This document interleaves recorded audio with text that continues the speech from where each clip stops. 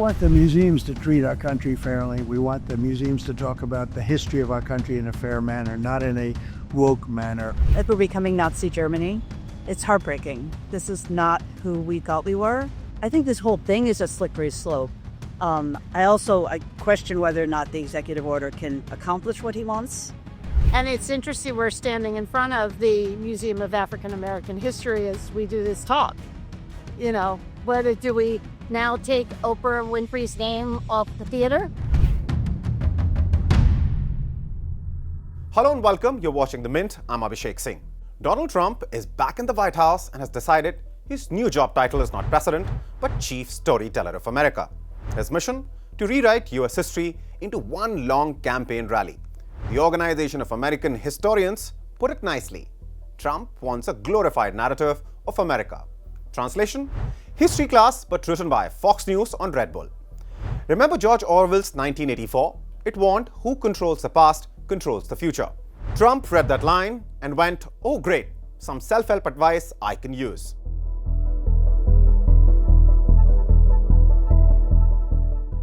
It started in schools where Trump ordered the Department of Education to root out DEI agendas. Because God forbid, kids learn that racism exists outside their cafeteria seating chart. Then he turned on the universities. Suddenly, Columbia's Middle Eastern Studies department became a national threat. The real danger to America isn't climate change or nuclear war. It's grad students writing about Palestine. And now, having run out of campuses to bully, Trump has leveled up to the final boss of knowledge, the Smithsonian Institution. Yes, 27 museums worth of art, history and science now facing the wrath of a man whose idea of history is, America was great, then it got woke, and then I fixed it. The Smithsonian, I know that your administration is seeking to weed out a lot of this left-wing spin that's in the museums, but we're seeing from people like Brian Stelter or other commentators that they're insinuating that you are trying to change history according to your narrative. What's your response to that, and is there anything you particularly like to do? We want the museums to treat our country fairly. We want the museums to talk about the history of our country in a fair manner, not in a woke manner or in a racist manner, which is what many of them, not all of them, but many of them are doing. Our museums have an obligation to represent what happened in our country over the years, good and bad, but what happened over the years in an accurate way. On August 12th, President Trump's White House sent a polite threat to Smithsonian Director Lonnie Bunch. Let me take some liberty to rephrase it, so what was intended can be said aloud. Hi there, we will be rewriting 400 years of American history. Could you have your entire museum collection ready for pickup on Tuesday? The official reason to celebrate American exceptionalism and remove divisive narratives. Translation: no more slavery exhibits, just a long montage of bald eagles, Mount Rushmore, and Trump cutting into a prime rib at Mar-a-Lago. Trump even specified what he doesn't want museums talking about, in particular slavery. Yes, the president who once asked if the Continental Army took over airports during the Revolution now wants to delete slavery altogether. Let's review the boring facts, shall we? 10 million enslaved people brought to the US in total, nearly 4 million enslaved at the height of the Civil War. But Trump's line is essentially, yeah, but have you seen the many great companies we have, most of whom manufacture in China? Why focus on bad stuff when the world knows Americans invented the cheeseburger?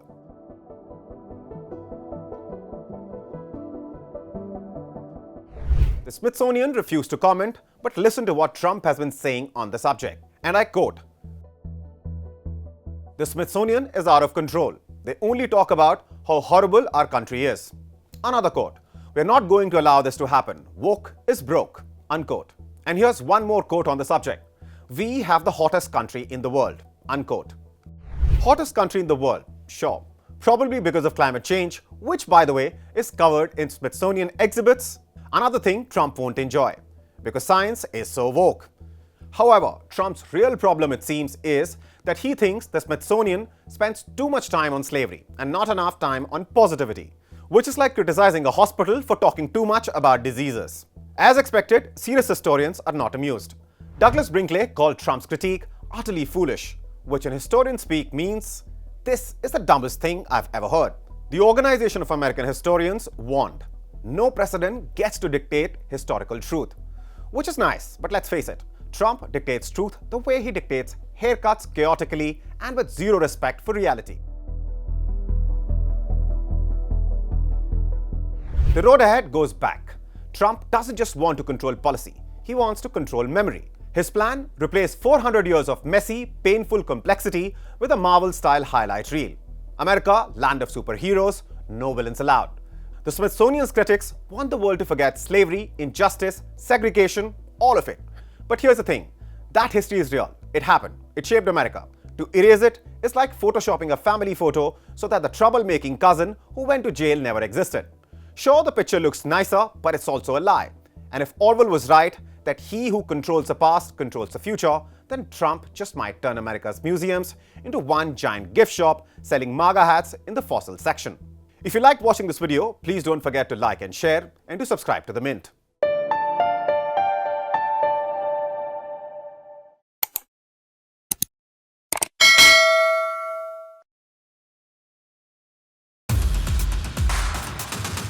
In a world where business never stops, Mint keeps you ahead, any screen, anytime. From studios to the ground, Mint breaks down business, leadership and lifestyle, boldly, visually and smartly. From boardrooms to markets, from personal wealth to industry trends, we bring you the insights that matter. Mint is doing brilliantly well. It's a well-read page, I would think. What fuels India's biggest CEOs? Ride along and find out. I have to work that much harder. I have to put that much more in. Over the years. Yes. Earlier I could say, no, I can't afford it. Yeah. But now I can. Want to invest like the pros? Learn from India's top market experts. Things like that worry me about markets. I don't want to buy a house to invest. Your money, your future. We make finance simple. Step inside breathtaking homes and the creative minds behind them. So we are at the house in Camellias. I think Camellias is the most expensive property in the NCR and probably the most expensive in the country. India's real estate scene decoded. No jargon, no fluff. Home buyers will have more bargaining power. It's a great time to buy a house as well. Some chase success, others create it. Meet the ones who made the impossible possible. I don't want to be a doctor, I don't want to be an engineer, I don't want to be an accountant. And that's the most fragile thing. Poof, it will go away. वो ताली ऐसी थी ना, इतनी addictive थी, मैंने कहा boss अब तो यही होगा. We don't just talk business, we show it. And the world's watching.